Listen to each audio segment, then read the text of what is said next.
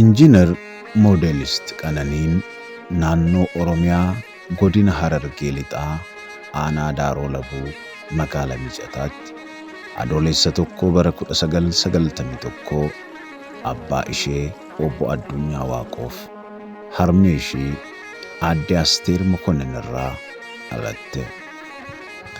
Umuriin ishee yommuu barnootaaf ga'utti sadarkaa tokkoffaa mana barumsaa Miicataa sadarkaa tokkoffaatti yoo barattu sadarkaa lammaffaa mana barumsaa Machaaraatti baratteetti. Barnoota ishee sadarkaa lammaffaa edda xumurteen booda qabxii yuunivarsiitii ishee seensisu galmeessisuun yuunivarsiitii Arbaa Mincitti ramadamtee barachaa turte.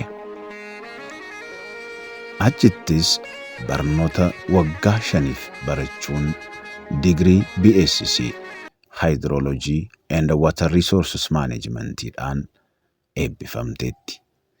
Bara 2013 edda eebbifamtee booda jiruuf jireenya ishee magaalaa Finfinnee keessa taasisuun hojii adda addaa irratti baatee hojjechaa turte.